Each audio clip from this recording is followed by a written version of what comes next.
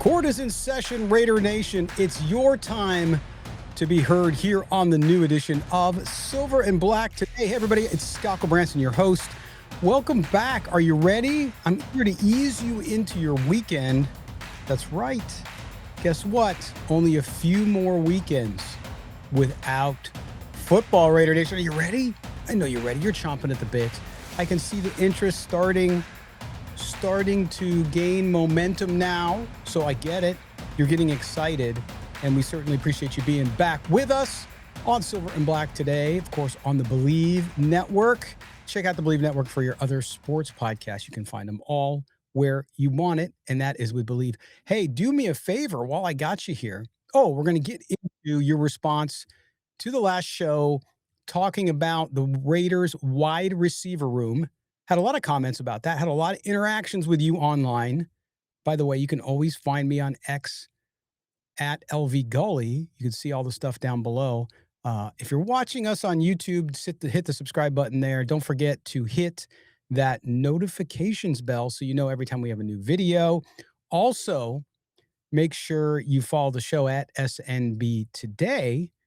But I got to tell you, the one thing that's great about all of this is the fact that you can be a part of the show. That's what I wanted to do. Mo and I, before with the older show, we loved having calls on.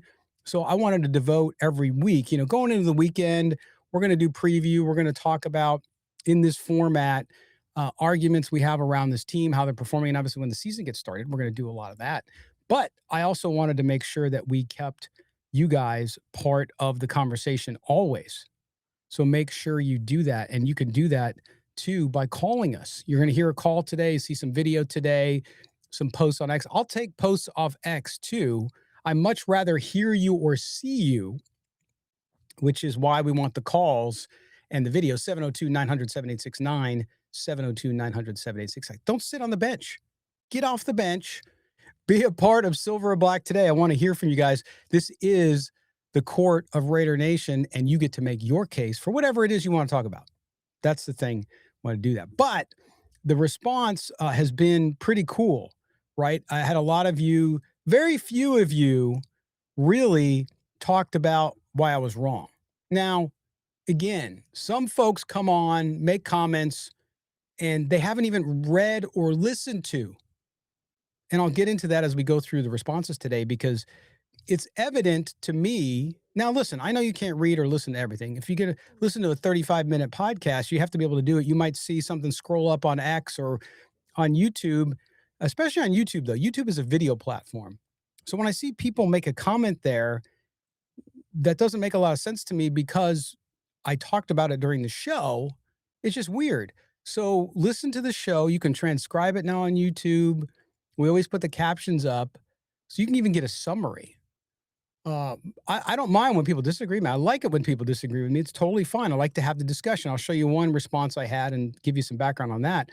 But it was good. And so I think that those are the type of things where you think about what I said, disagree, agree, whatever it is. But I like the response. I also did a story to cover what I talked about in the podcast up on sportsnaut.com. Silver and Black today, the written content is powered by Sportsnaut, and you can always see that. The latest stories are always available to you up on Sportsnaut, and I talked about the wide receiver room in a piece I did on Wednesday. So check that out. We show that up on the screen too, the latest headlines, but you can check out all that. I always post these on X, Silver and Black Today accounts, Facebook, on X, post it as well, Instagram. You can follow us on all the social media platforms to find that out. But nonetheless, that's where we are with that. So we're going to get started and get into this.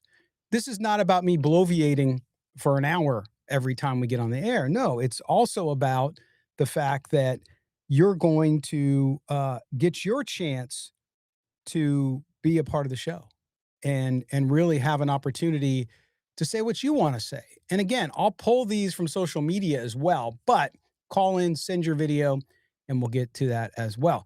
And don't forget that we'll be back 3 shows a week once we get into camp.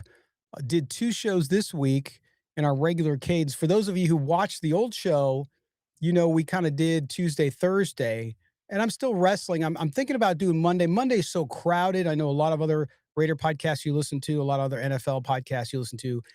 You might already have a Monday show. So I was going to do Monday, Wednesday, Friday. Now I'm thinking I might buy Tuesday, Wednesday, Friday. And Friday is the easy one, right? Friday is this. It's you. It's about you, not me. And what you have to say as you go into your weekend. So you can listen to it on Friday morning on your way into work or on your way home from work or at the gym, wherever you want to do it. But nonetheless, tell me that. Also, always let me know where you're calling from or sending your video from so we know where you're at. Raider Nation is worldwide. There's no question about that. So let's make sure we include that. All right, let's get into some of this. And I asked for video, and one of our all-star Hall of Fame callers here at Silver and Black today, great friend of the show, one of the best guys, one of the most passionate Raider fans I have ever met, and you'll see from his skin. You'll see what I mean in a second. Tarek. Tarek used to be in Chicago, and he used to call us. He travels a lot on business. He would call us no matter where he was. And this is Tarek. I'm in Kenosha, Wisconsin. I'm in Atlanta. I'm in Cincinnati. I'm in LA. I'm in wherever he was, he would do that. But he was always home based in Chicago. Tarek has now moved to Texas, and you'll see he's fully embraced the Texas lifestyle by the video. For those of you listening, I'll explain after the video plays. But our first witness right now in the Raider Nation court of public opinion is our good friend Tarek down in Dallas. Here's Tarek. Let's see what he has to say. Scott, it's Tarek here. Wanted to say on behalf of Raider Nation, we're so glad that you're back hosting Silver and Black today. It's going to be a tremendous season as we head into the Kubiak era. We're all excited about Fernando Mendoza, see what Genty and Bowers do this year, what the wide receiver room looks like. I'm really, really excited about the new look defense, the scheme, as well as the young players. We did tremendous not only in the draft, but as well with this free agency. I'm also excited about Tyler Lindenbaum and what should be a majorly upgraded offensive line. So glad you're back on the air. Looking forward to sharing a tremendous season with you. Over and out from good old Texas. Raider Nation. There you go. There's Tarek. Did you see the ink, that sleeve he's got, and the Raider logo on the forearm, and of course, the cowboy hat? Tarek, my man, I appreciate that, and embracing your now Texas living lifestyle. Yeah, lifestyle. That's what I should say. But nonetheless, Tarek always calls in. Great stuff. I think that he expresses what a lot of you have been saying to me online, which is you're excited, and you should be. Now, I'm here to give you and to be that objective voice. So I'm always going to tell you what I think. Again, I'm not always right. Not always right. But his point about the offensive line, I think the offensive line is going to be better. There's still some question marks. That right side, we got to see what happens there. We don't know yet. That's what camp is for, right? So I'm not going to jump to conclusions, but I made the case again on Wednesday on the show that the wide receiver room is a problem until it's not. Now, again, they go out and ball out, not worried, but the data is not there yet. But Tarek talking about the offensive line, talking about what's happening with this team and the plan they seem to be executing. It's good. It's good. I think a lot of you feel this is different. Now, I've said that many times. I'm guilty as you guys are out there. When Pete Carroll came in, I made the mistake. Totally screwed the pooch. Adults in the room. I was so wrong. It was a freaking cluster. But that's the past. And that's my biggest hope for you as fans is you can finally move past the garbage that you've had to endure over the last several years. And Tarek, again, tattooed on his body. I know a lot of you guys have Raiders tattoos, but so great to hear from him. And I'm glad he's excited. And he had messaged me. We'd gone back and forth about the wide receiver room. I think most of you have said to me in response to the show and the discussion, the TikTok video, the Instagram video, wherever we had the content, you said, yeah, I kind of agree with you, but it's only year one. Good approach. And that's my point. Cautious optimism. knowing that it's not going to be fixed in 1 year. It's just not going to be fixed in 1 year. But that's okay. Maybe Jalen Nailor, despite the case I laid out to you on Wednesday, where he's only been a part-time player, 29 catches last year, maybe he just becomes the number one wide receiver a lot of people think he can be. Maybe he is the breakout candidate. And that's okay. I'd be happy to be wrong. But for Jalen Nailor, for this wide receiver group, they have got to prove it. So we'll have camp, we'll have preseason to be able to do that. But certainly that's it. Now, how do I tell me without telling me that you didn't listen to the show or watch the show by some comments, right? And I'm going to show one, and I don't mean to pick on this guy because we actually had a very good discussion, and I'll update you on that as well. But this commenter up on X, the Mendoza stand. I guess Brock is non-existent. Brock is the number one weapon. Just need good enough wide receivers to complement him. The 49ers built through the running game, McCaffrey, and tight end Kittle. Only reason Debo and Ayuk were really good was because they fit the system and were used to their strengths. That's Mendoza Stan. And when he posted this up on X, my first reaction was, again, I don't think you listened to the show because I talked all about that, right? And Mendoza, Stan, and I went back and forth, and we had a great discussion.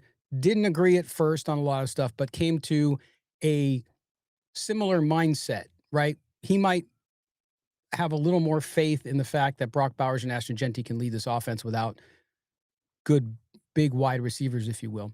But if you go back to the show, that was not my point. My point wasn't that the Raiders need a superstar, a Justin Jefferson at wide receiver one.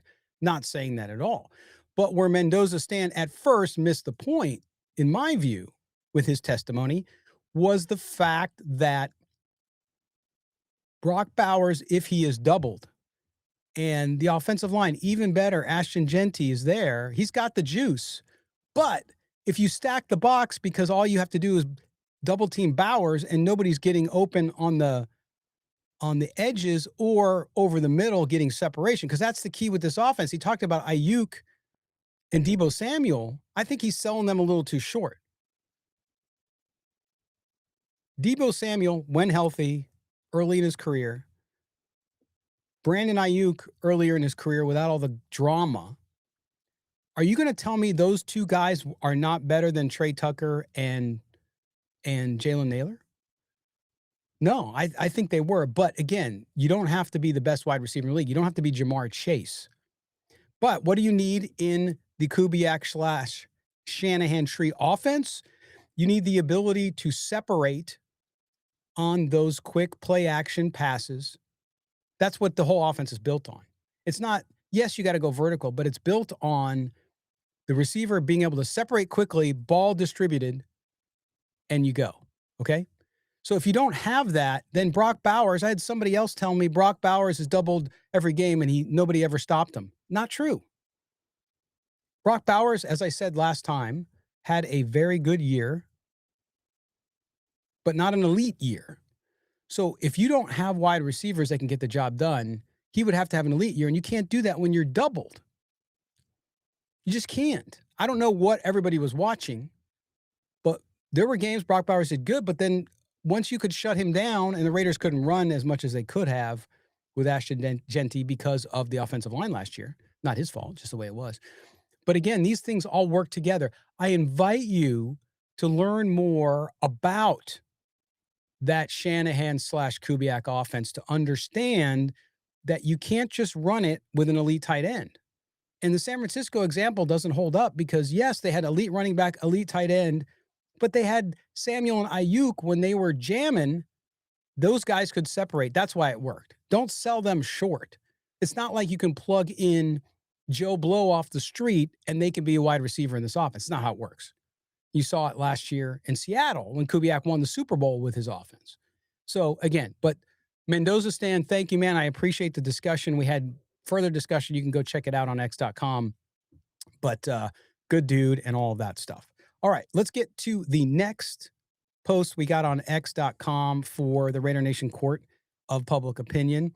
Unsolicited commentator, guy I love chatting back and forth with on X, says, "You aren't wrong. This is a quote, find out what we have, end quote, year. If the young guys develop, that's awesome.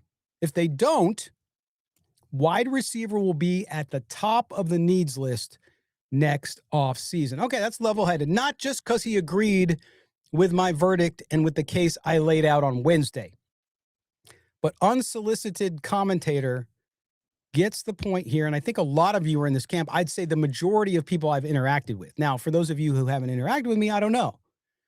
But I think everybody's in the same boat. It's like, yeah, okay, good. Yeah, that wide receiver room is a big question. But there's a chance a couple of these guys could develop into something more, knowing that we have a more confident coaching staff, knowing that they have a more confident quarterbacks, knowing that it's not a dumpster fire anymore like it was under Pete Carroll. So I get that. But at the same time, if it doesn't work out and this does become the ceiling for this offense under Klint Kubiak's first year, then so be it. Then you go into next season. As I said, going into the draft, folks, this is not a one-year rebuild. It's multi-year. It's a plan. If you want to build a championship caliber team, you have got to build this team from the ground up with young talent. Yes, you supplement the free agents and you trade. You could do what you can. If you're getting to the point where you're a guy or two away from competing for the AFC West or competing strongly for a wild card position in the AFC, then great. Then you go get that guy, right? In addition to the young talent you bring in the draft with your capital. So I get it, and I appreciate unsolicited commentator. Let me get that out right. Unsolicited commentators comment up on x.com. So there you go. And again, be a part of the show. 702-900-7869. 702-900-7869. It's easy. Just call in or send your video to mail@silverandblacktoday.com. That's mail@silverandblacktoday.com. Just like Tarek did. Send me the video. Now, if the video is too big, it may kick back on you, but just give it a try. Give it a try. Tell me what you got. If you have any problems, let me know and we'll fix it.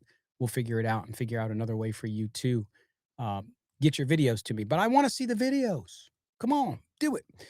All right, let's get to our next witness here in the Raider Nation Court of Public Opinion. As court is in session, the Honorable, I think I'm honorable. I know I'm honorable. Some of you don't think so, and that's okay. You can think what you want. But the Honorable Scott Branson presiding. Here we go. Here's our next comment. And this is from Psychedelic Raider. Man, what's up, man? You got anything for me, brother? No, I'm just kidding. Psychedelic Raider, who says, I agree completely, but I think that's by design, i.e. the wide receiver room, not addressing it with big names or hugely in the draft. I think whatever happens, this team is picking a receiver in the top 10 next year. That's Psychedelic Raider up on X.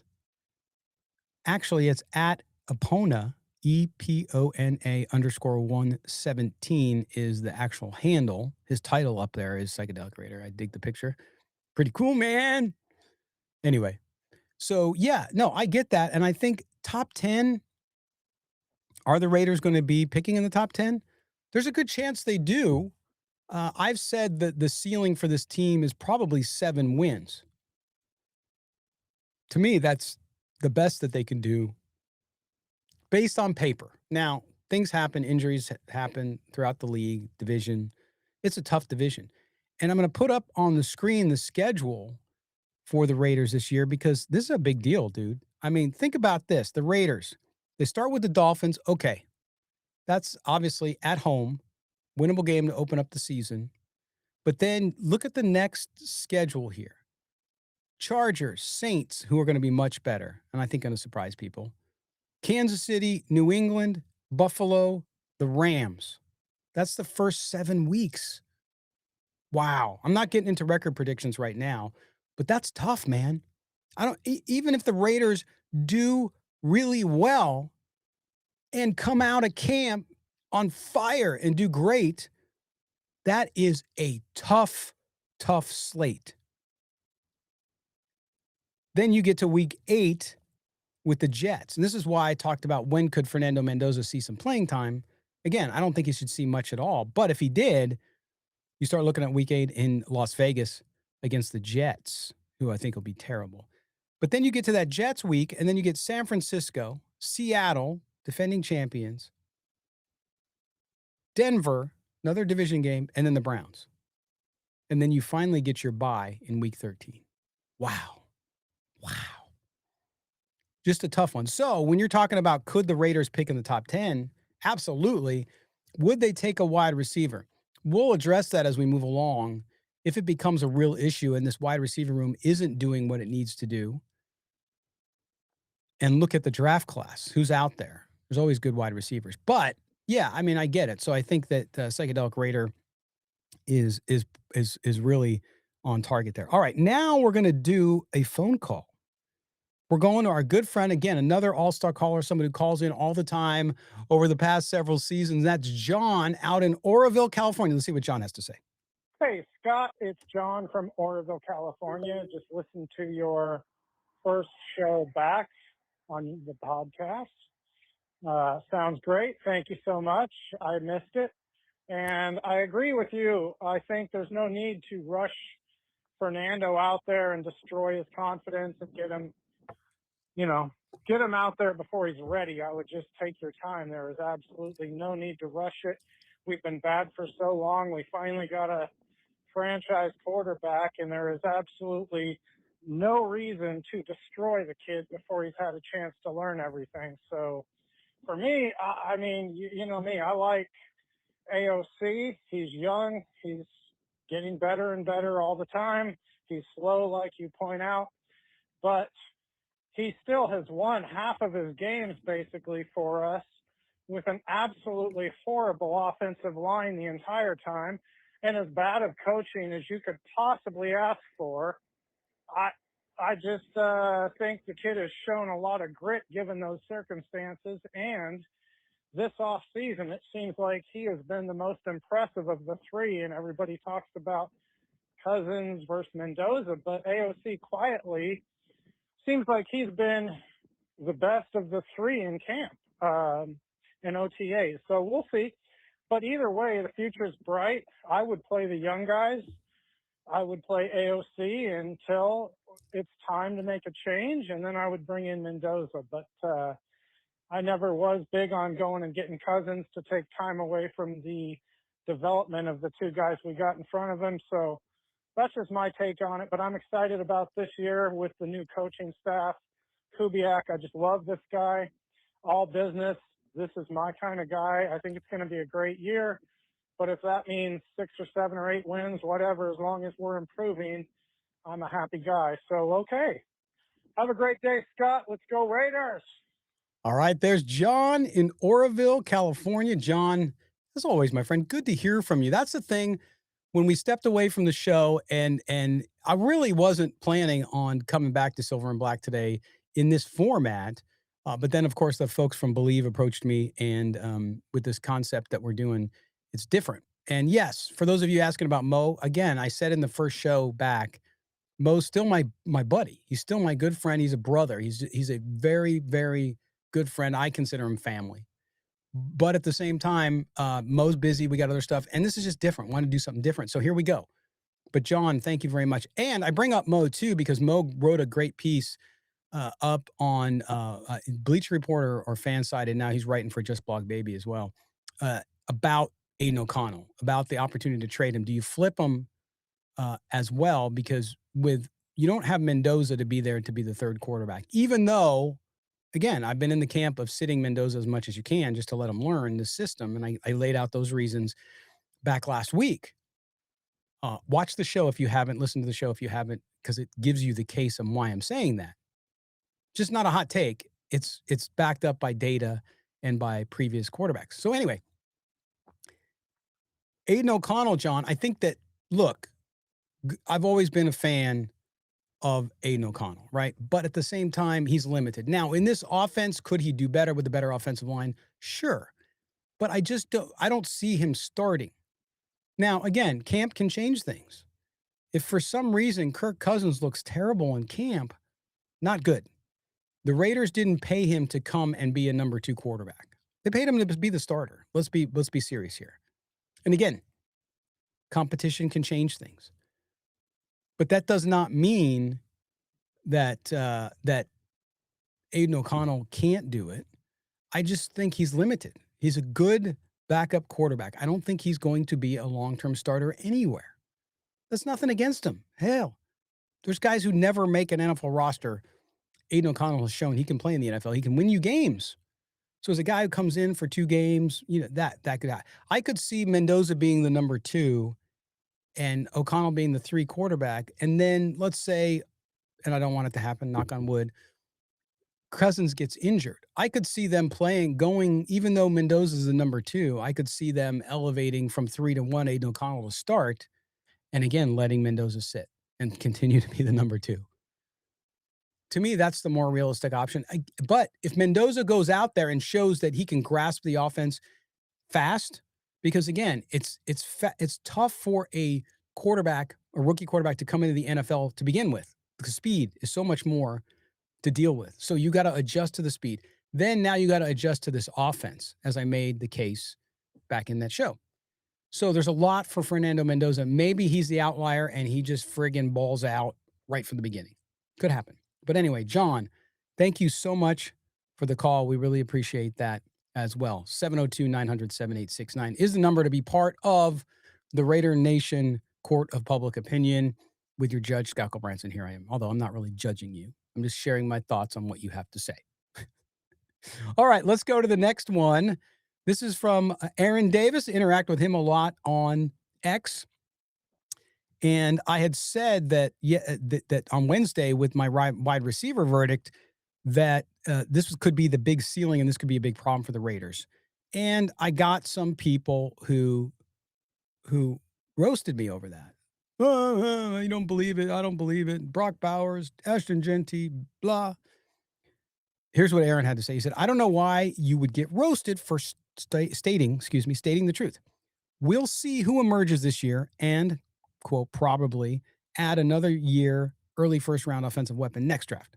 4 top 10 draft picks on offense in 4 years is pretty good. So yes. And I think Aaron gets to a point here. And I think a lot of you, I've felt this common theme with Raider Nation when discussing the deficiencies this roster still has. And of course, the wide receiver room is where I focus this week. It's that you don't have to, you can't. And I remember, if you go back before the draft, Mo and I were talking, I said they're not going to be able to address every need this draft, this offseason, free agency, trades, whatever. The Raiders have tried to do that in the past, and it's always backfired on them. So don't rush it. So I think John Spytek's making the best decision here. The organization's making the best decision by not trying to do too much too soon. Now, from a fan perspective, yes, you want this team to go to the Super Bowl. I get it. But John Spytek, slow and steady wins the race, right? So he's now going to do that. And I think that's right. So you don't have to have a superstar wide receiver. Go get Justin Jefferson. Go get this. No. Now, somebody comes to you with a deal that you can't turn away, sure, but chances of that happening are not good. You got to keep that draft capital. The linebacking core, we'll talk about that next week. The linebacking core is so much better, the best the Raiders had it in a long, long time. Defensive backs, still question marks. Still need depth there. You still need depth on the defensive line. They addressed some of that there. So there's a lot to do, and there was a lot to do. So the wide receiver, to me, I go back to the philosophy that's the last piece you add, right? You don't go get, look what happened with Devontae Adams. Look what happened with even Jacoby Meyer, right? The team wasn't ready to have that weapon. Now, if you get it in the draft, different story. That guy's under contract for 5 years. It's at a rookie contract, and they can develop with the team as they grow. So that's fine. but you don't need to get the wide receiver yet. So my argument was not against players.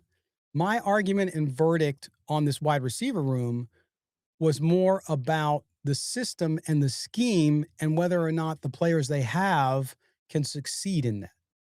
So I'm not attacking the rebuild. I'm not attacking the decision making. I agree with the decision making. That can be separated from addressing and evaluating the wide receiver room. And that's where I landed. And I think most of you did too.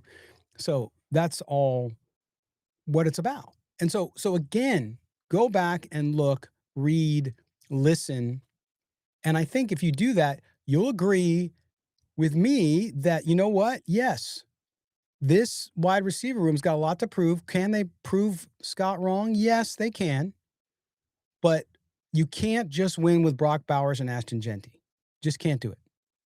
Yeah, you can have breakout games. You can have big games, the exception to the rule. But if you look at that structured completion system of Gary Kubiak, I'm calling him by his dad's name, Klint Kubiak, then you know separation, yards after the catch.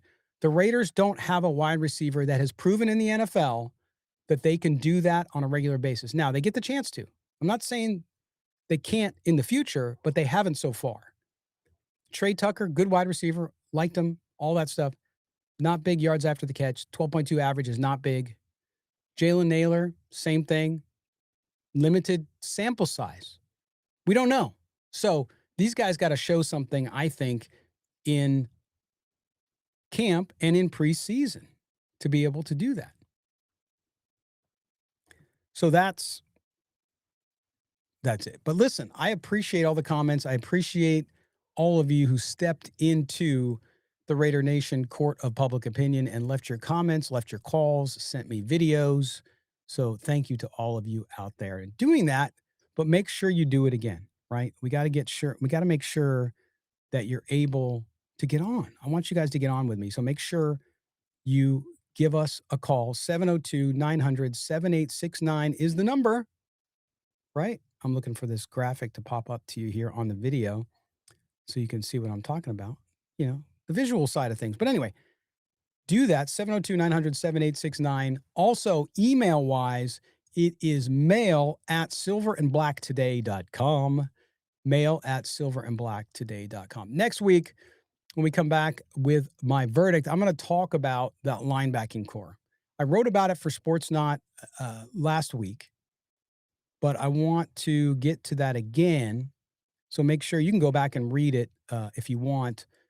Silver and Black Today, powered by SportsNot. So if you go to sportsnot.com or you search my name and SportsNot or my name, Raiders, it'll come up and you can go read the piece about why I think this is the best Raiders linebacking core since the team went to the Super Bowl in 2002.